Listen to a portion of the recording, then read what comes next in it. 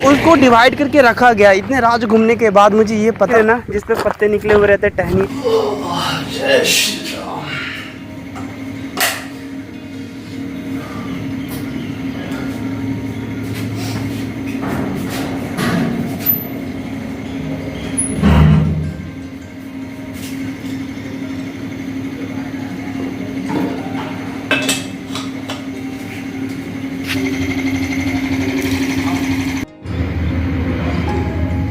तो सभी लोगों को जय श्री राम फ्रॉम द अरवा खुर्ची। इस जगह का नाम है अरवा खुर्ची। क्या है कि अरवा खुर्ची जो है उधर मेन गांव में चला जाता ना, तो वहाँ पर मुझे राइट साइड में 3 किलोमीटर एक्स्ट्रा चलना पड़ता और फिर मुझे मेन रोड पर आना पड़ता घूम के। मैंने कहा कि किसी ने बताया कि स्ट्रेट जो है स्ट्रेट तुम्हें 5 किलोमीटर चलना पड़ेगा, लेकिन तुम्हें एक लॉज मिल जाएगा वहाँ पर जिसका नाम रहेगा KR लॉज। तो कभी इन फ्यूचर में आप भी आना चाहते हैं तो यहाँ पर रुक सकते हैं। AC उसी सबकी व्यवस्था है। मैं तो नॉन AC में रुका हुआ था, लेकिन फिर भी बहुत महंगा बताया था उन्होंने स्टार्टिंग में। फिर मैंने कहा कि ऐसी ऐसी बात है, ऐसा ऐसा काम कर रहा हूँ मैं, तो उन्होंने फिर 500 कहा कि ठीक है 500 पे कर सकते हो, तो ठीक है रह जाओ, कोई दिक्कत नहीं। पर जगह बहुत शांत है, बहुत ज़्यादा जगह शांत है। यहाँ पर 2 दिन रुका, और 2 दिन रुकने का कारण ये भी था कि इसके एक दिन पहले मैं लगभग 9:30 बजे तक यहाँ पहुँचा था और 31-32 किलोमीटर अप्रॉक्स में चला था। मेरी हालत इतनी ज़्यादा पस्ती हो गई कि सुबह में नेक्स्ट मॉर्निंग मेरी जो नींद खुली 11 बजे खुली। आप बताइए, मैंने कहा अब क्या चलूँगा मैं।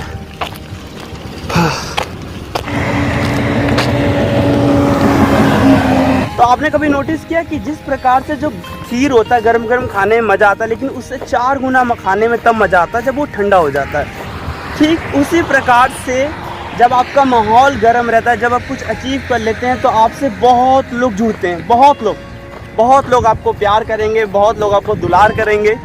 लेकिन जब आपका माहौल ठंडा हो जाता है तो बहुत कम लोग ऐसे होते हैं जो उस ठंडे खीर की तरह आपको लाइफ में स्वाद देते हैं, मतलब साथ देते हैं, दुख में पीड़ा में साथ देते हैं। तो कोशिश कीजिए कि आप भी किसी के लाइफ का खीर बनिए, ठंडा खीर बनिए, बाकी ऊपर वाला जाने। तो कुछ दिन से मैं इधर क्या कर रहा हूँ कि नीम का पेड़ बहुत ज़्यादा देखा, तो मेरे को ध्यान आया कुछ कि यार बचपन में हम कैसे नीम के और बबूल के पेड़ के दत्वन हम यूज़ किया करते थे।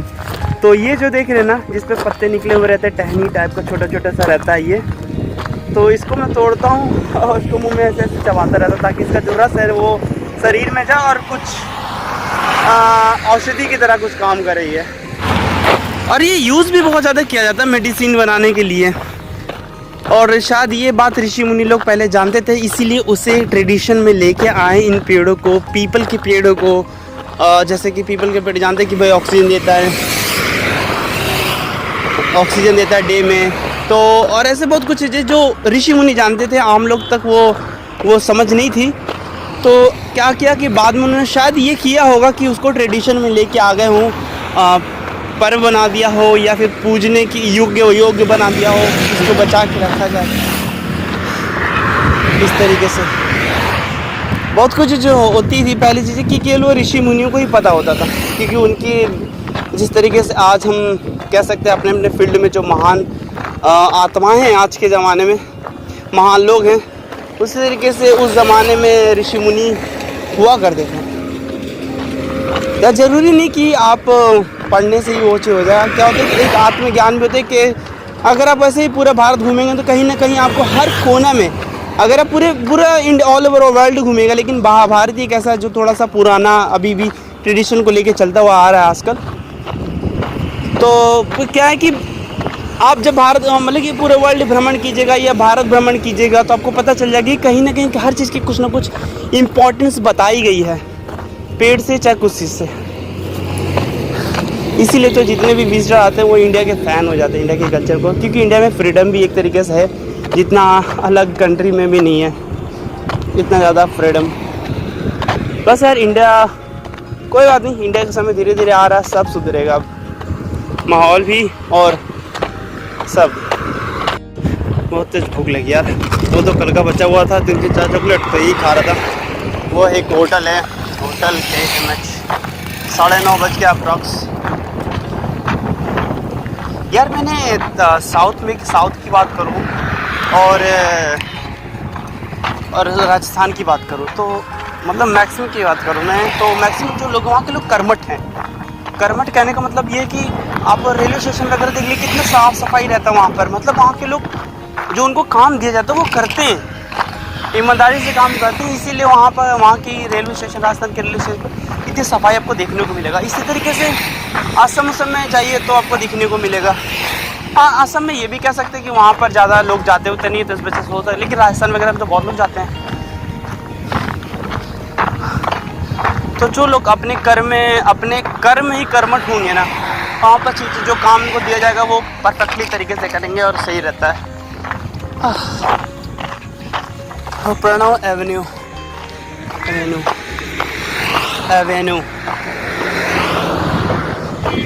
यहाँ पर प्लॉट वगैरह बन रहा है। वो देखो वेंडल पॉन्ड। तो ये रहा बड़ा, हल्का भी और पौष्टिक भी। इडली है अन्ना आफ्टर दिस।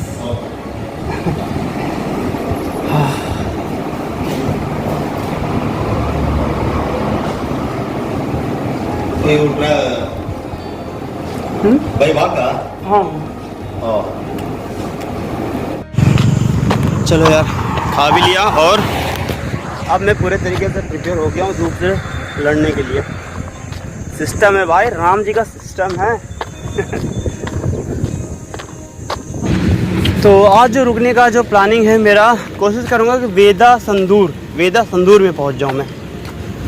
और ये धूप देखते हुए लग रहा है कि नहीं, आज भी दौड़ भाग करना पड़ेगा क्योंकि बहुत ही धूप है यार।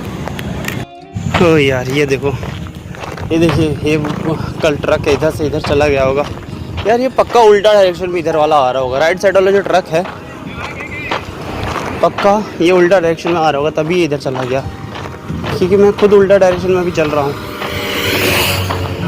और इधर से इधर चला गया। अभी तो कौन से एक्सीडेंट ऐसा नहीं हुआ, ज़बरदस्त वाला एक्सीडेंट नहीं हुआ। मिट्टी उट्टी थी इधर तो बच भी गया, गाड़ी खाली धंसा है, देख रहे हो, वजन के कारण इसका धंसा हुआ है गाड़ी बस। बहुत मेहनत लगती है यार। मैं ऐसा काम कहाँ किया हूँ या आपको बता दूँ, जैसलमेर में किया हूँ काम।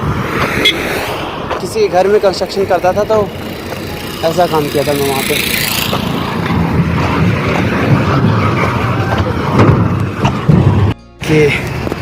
ये रहा क्या और टोल प्लाज़ा मधुकौन, नहीं ये नहीं जगह, ये कहीं बीच में जा रहे हैं और ऐसा यार पता ही नहीं चल रहा कौन से गांव में आ रहा हूँ। वैसे मोबाइल में देख सकता हूँ यार, ऐसे नहीं बात है, पर मतलब बोर्ड कहीं दिखा नहीं मुझे अभी। एक मिनट, ओह ये स्कैनर था, वाह, और डंडा भी स्कैनर से। चलो यार थोड़ा धूप से बचें। इधर ये है सफाई कर रहे हैं, और ये है कि यार ये डेली सफाई करते हैं यहाँ पर आकर, ये बढ़िया है यार। यहाँ पर घास वास काटे कहीं पर हो गया तो किसी को कहते हैं कि अपनी काम का रिस्पॉन्सिबिलिटी है ना। चलो यार चला जाए, अभी 1:30 बजा है, लेकिन चलना पड़ेगा क्योंकि ज़्यादा किलोमीटर मुझे चलना है यार, इस वजह से चलना ही पड़ेगा मुझे। धूप देख रहे बहुत तेज धूप है। ओके कोई बात नहीं। वो देखिए, वो जो आपको पहाड़ दिख रहा है वो बिल्कुल चिकना दिख रहा है और बिल्कुल गर्मी जैसे लग रहा है। कितना ज़्यादा तापमान उस पहाड़ का होगा। अगर कोई उसे मतलब अगर वहाँ पर कोई नंगा बदन चले जाओ, उस पर लेट जाओ तो पूरा उसका शरीर चल जाएगा। इस पहाड़ को देख के मुझे एक चीज़ याद आ गया, आपको बताऊँ मैं। ये कहानी है मेरे घर की। मेरा एक छोटा भाई है, इसका नाम आकाश है। उसमें क्या है ना कि वो हम जब छोटे थे, छोटे बच्चों की शैतानी वगैरह तो होती ही रहती है कि हमको पढ़ना नहीं है, वो नहीं करना, वो नहीं करना है। और ऐसे नौटंकी आकाश कर रहा था अपने घर में। और एक हमारे मामा जी हैं जिनका नाम है पवन नाम है, पुरुषोत्तम भी उनका नाम है। और वो उनको बहुत ज़्यादा गुस्सा आ जाता है कि क्यों नहीं जाएगा, तू पढ़ेगा, ये करेगा, वो नहीं करेगा।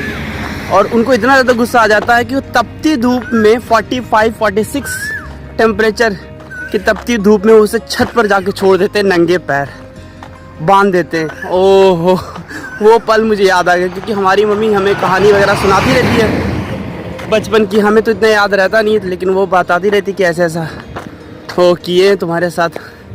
तो उस पहाड़ की गर्मी को देख के यही मुझे याद आ गया। लाइफ में भी कैसे कैसे यार हिस्से है ना, काफ़ी ज़्यादा सुंदर है यार। सुबह सुबह मुझे आज मोर का मतलब कि 3-4 दिन से ऐसा हो रहा है कि मुझे मोर का बहुत ज़्यादा आवाज़ आ रहा है। आप ये जो देख रहे हैं ना, ऐसे बहुत, ये जो गाड़ी पीछे जो गया मेरे, अभी जेंट्स आगे बैठ रहे थे, पीछे सामान रहेगा, और आगे क्या रखेंगे इन लोग कि आगे लेडीज़ को बैठा लेते हैं, और लेडीज़ भी कंफर्टेबल होकर बिल्कुल बैठ जाती है अपने, जैसे कि हम जैसे क्या कहते हैं इसको, पैर मोड़ के हम बैठते नहीं, जिस तरीके से हम पॉटी करने बैठते हैं ना, उस तरीके से इस गाड़ी के ऊपर वो बैठ जाती है लेडी आगे, जो बीच में जो गैप रहता है उस तरीके से। और बहुत बहुत मैंने देखा यार, बहुत कंफर्टेबल, कोई शाइनेस नहीं, कोई वो नहीं। मैं एक्सेल 100 जो है गाड़ी होती है, इधर बहुत ज़्यादा चलता है तमिलनाडु में, लोग गर्व से चलाते हैं। और एक चीप भी है, खेती उती ज़्यादा करने वाले हैं तो इधर के लोग ज़्यादा यूज़ करते हैं ये चीज़, और यहीं तमिलनाडु में ही ज़्यादातर मैंने देखा है। अब ये मुझे क्रॉस करके ऐसे जाना, फिर ऐसे जाना है।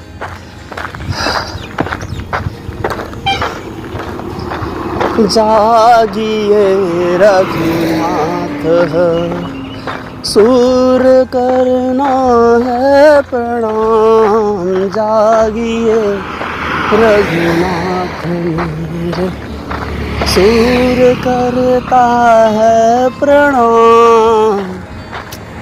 वाह, ऐसा लग रहा है कि जैसे मैं बिल्कुल पागल हो गया हूँ यार, सच बताऊँ मुझे ऐसा ही लग रहा है कि मैं पागल हो गया हूँ। हमारे यूपी के लैंग्वेज में सठिया गया हूँ, ऐसे बोलते हैं ना कि सठिया गया लड़का, वो हो गया हूँ मैं।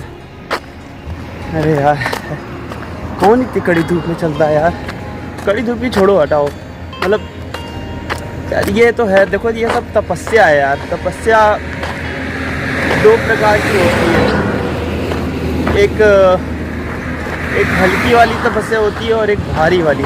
मतलब कि भारी वाली तपस्या जिसमें शरीर को कष्ट दिया जाता है, बहुत अधिक से अधिक कष्ट दिया जाता है, एक वो तपस्या होती है। और एक बहुत सिंपल तपस्या होता है, चलो हाँ थोड़ा बहुत पूजा कर लिया वो हो गया।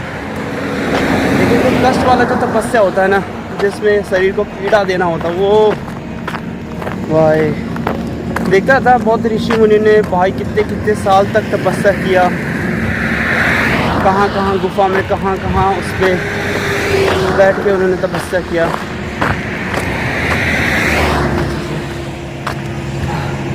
भूख लगी यार, कुछ है भी नहीं था खाने को। लो मैं तुझे भी क्रॉस कर लिया। हाँ यार, जय हो लक्ष्मी माता। यार कभी कभी मैं सोचता हूँ कि ऊपर वाले ने मुझे ही चूज़ क्यों किया यार। मतलब कि वो नहीं कर रहा हूँ मैं, मतलब घमंड नहीं कर रहा, पर कभी कभी हो रहता है ना, एक जिज्ञासा होती है कि यार इस काम के लिए तुम्हें क्यों चूज़ किया गया। हालांकि ऐसा होता है ना, तो कर्म पर सब डिपेंड रहता है कि कर्म बुरे होंगे तो ऐसा काम करने के लिए बोला होगा, या ऐसे मेरे भाग्य में लिखा होगा कि ये तुझे करना है। यार करते करते वैसे रामायण में देख रहा था ना, तो उसमें बार पूछते हैं कि मतलब वाल्मीकि जी पूछते हैं ब्रह्मा जी से कि ये कर्म, मतलब आपने जो ये काव्य के माध्यम से रामायण की रचना कहे हैं आप, मेरे ही हाथ में क्यों हुआ है। जब मैंने वो बात सुना तो यार मुझे भी मतलब समझ में आया कि यार मुझे भी पूछना चाहिए ऊपर वाले से, भगवान कि आपने मुझे ये क्यों चूज़ किया इसके लिए। पर ऊपर से जवाब देने वाला की आवाज़ मुझे सुनाई नहीं देगा,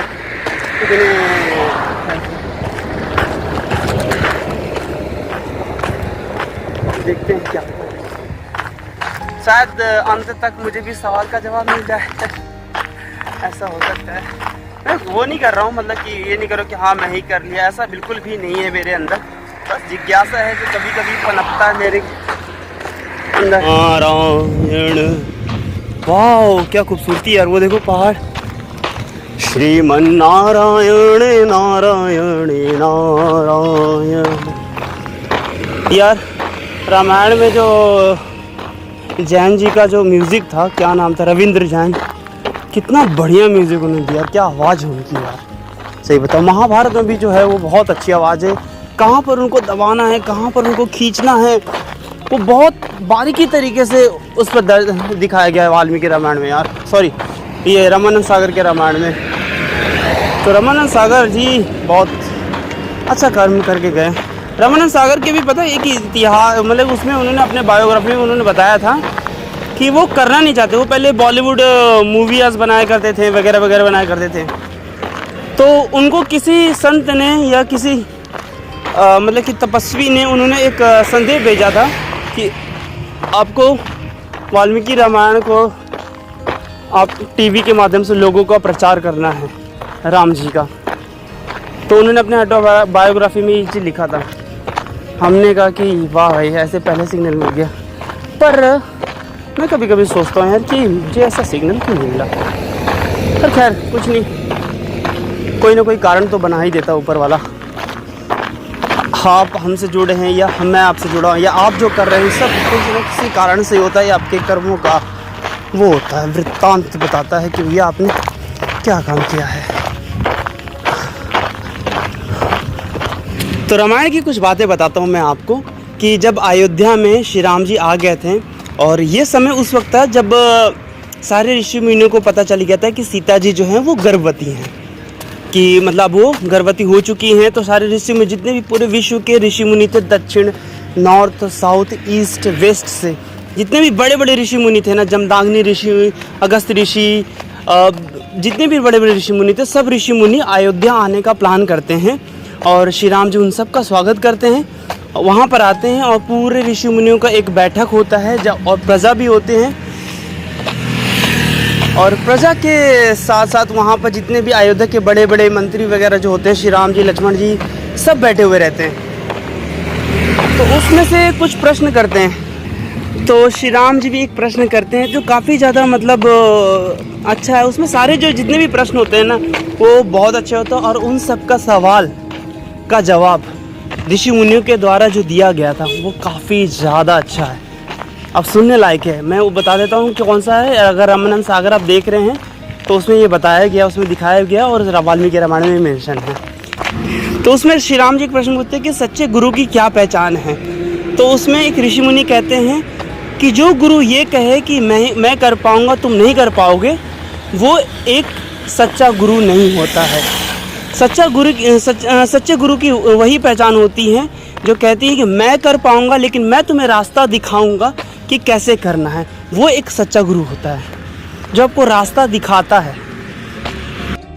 उसी प्रकार से एक और क्वेश्चन पूछा जाता है उन ऋषि मुनि से कि सच्चा संत, मतलब संत और असंत में क्या डिफरेंस है। तो ऋषि मुनि बोलते कि संत वही है जिसके अंदर किसी भी चीज़ की अभिलाषा ना हो, लालच ना हो, वो अपना प्राण त्याग दे किसी के दूसरे के प्राण को बचाते बचाते, वही सच्चा संत है। असंत वही है जो दूसरे का भी विनाश करे और खुद का भी विनाश करे। और इसी तरीके से आप देख सकते हैं कि श्री राम जी बार बार ये बात बोलते हैं कि इंसान का जो मन है वो, अगर कोई राजा है, अगर कोई इंसान राजा बनता है या फिर मंत्री बनता है या फिर चीफ मिनिस्टर बनता है या फिर प्राइम मिनिस्टर बनता है, तो उसका मन हमेशा संत की तरह होना चाहिए।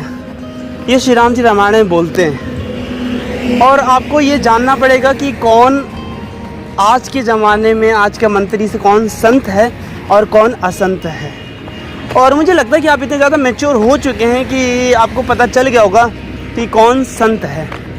जो सच्चा संत है वही अपने राज्य का विकास कर सकता है, देश का विकास कर सकता है।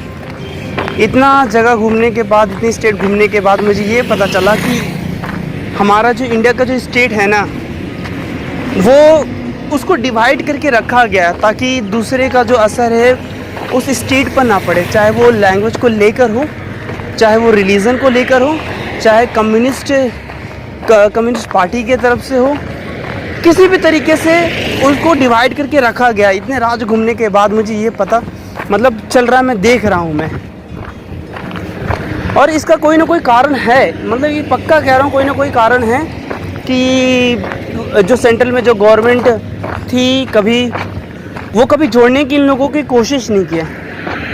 ये सबसे ज़्यादा बुरा बुरी बात है यार। अपने देश को ही नहीं जोड़ पा रहे हो तो तुम बाहर क्या जोड़ोगे।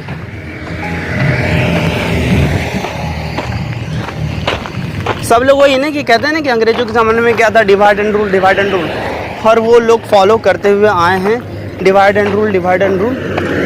मैं किसी की वो नहीं कर रहा हूँ कि कौन बुराई का, लेकिन मेरे को जैसा एक्सपीरियंस हुआ स्टेट घूमते हुए, सारे स्टेट घूमते हुए, उस तरीके से मैं बात कर रहा हूँ।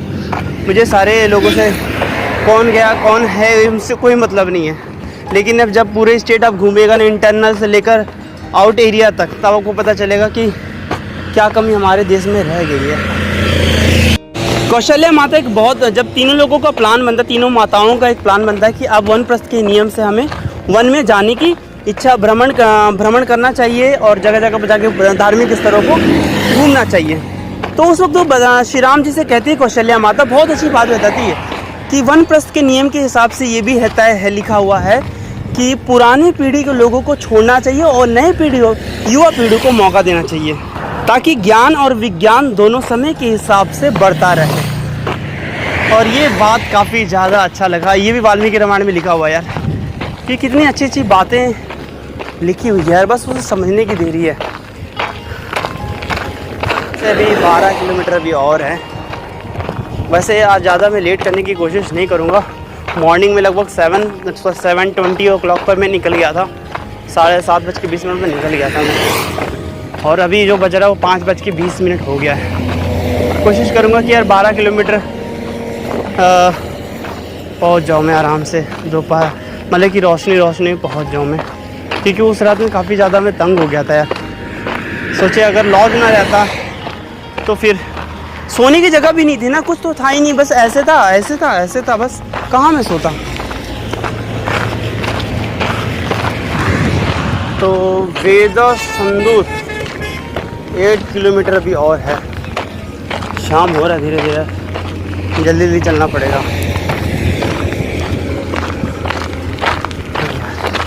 आज मैं मतलब कि बहुत दिनों बाद मैं इतना मॉर्निंग में उठा हूँ यार।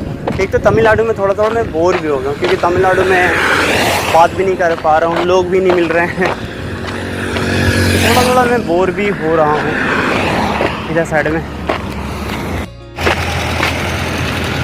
ओके यार, आप हमेशा देखिएगा बिग बॉस, जो इस बार बिग बॉस हुआ, हमेशा आप ये नोटिस कीजिएगा कि जितने भी बिग बॉस हुए ना, बिग बॉस में जितने भी कंटेस्टेंट हुए, जहाँ पर उनको कपल बनाने का मौका मिला वो कपल बन गए, किसिंग में से कर लेते थे वो। लेकिन इस बार जो हुआ ना बिग बॉस, उसमें एल्विश यादव को देखिए आप।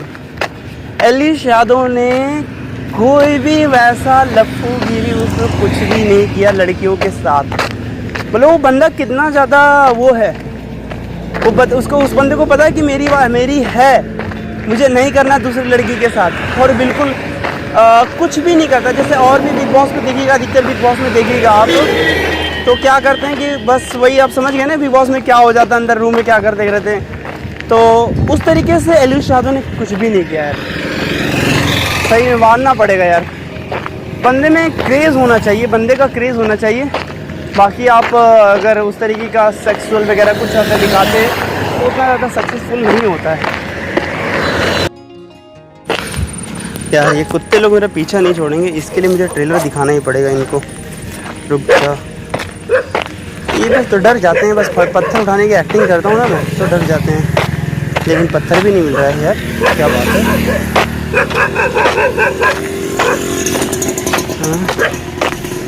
पत्थर तो मिल जाए छोटा सा यार, ट्रेलर तो दिखा दूँ मैं, वरना पता चलेगी। ये ठीक गाँव है यार, ये करोड़म पट्टी, ऐसा कोई गांव है, इस का नाम है करोड़म पट्टी।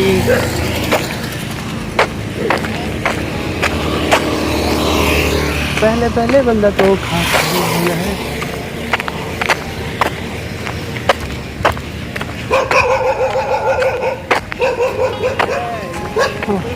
बस कर भाई, बस कर भाई, सॉरी यार, बस कर यार, थक जाओगी यार। हाँ जा रहा हूँ तुम्हारे इलाके से, टेंशन मत लो।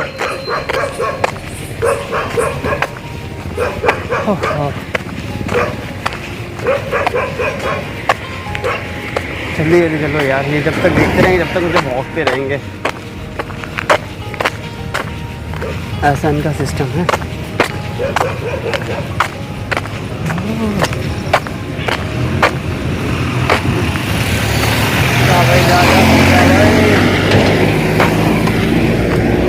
पहले पहले बंदा तो आम हो लाए। कितना दूर यार, क्या राइट है पूछ नहीं यार, एक बार कंफर्म कर लूँ मैं इनसे यार। इनसे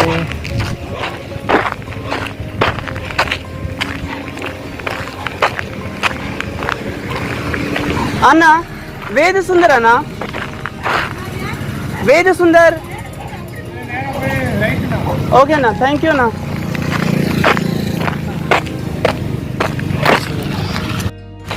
ये आ गया भाई मैं। अब मुझे जगह खोजना है। लॉज है क्या? लग तो रहा है कुछ लॉज ही टाइप का लग रहा है। पता करके आता हूँ।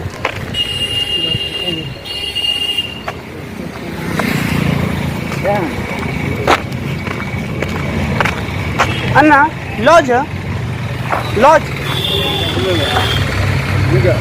ఎంత కిలోమీటర్ అన్నా? 300 थोड़ा थोड़ा तेलुगु बोल देता हूँ यार। तमिल आज मैंने कोशिश किया यार, लेकिन क्या है ना कि बहुत जुबान उसमें बहुत जल्दी बोलना पड़ता है यार। पता नहीं क्या बोल दिया उन्हें, समझ ही नहीं आया मुझे।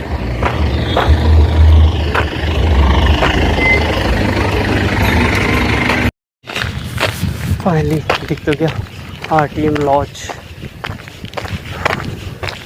अब यहाँ रहने की जगह मिल जाए। ये थोड़ा उन्होंने बताया था कि ये थोड़ा सस्ता है। अब देखते हैं कितना क्या है। और ठीक है यार, कोई इशू नहीं है रुकने की। कुछ तो करना तो चले आना अपना। और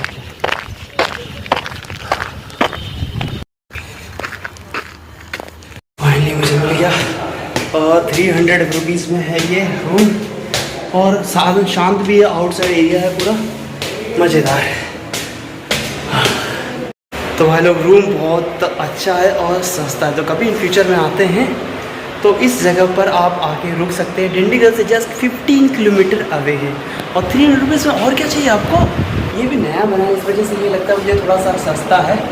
और लोकेशन भी बहुत शांत एरिया है यार। चलते फिर अभी